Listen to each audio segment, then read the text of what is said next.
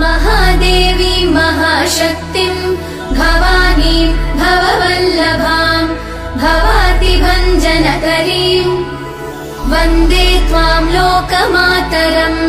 भक्तप्रियां भक्तिगम्यां भक्तानां कीर्तिवाधिकां भवप्रियां सतीं देवीं वन्दे त्वां भक्तवत्सलाम् अन्नपूर्णां सदा पूर्णां पार्वतीं पर्वपूजितां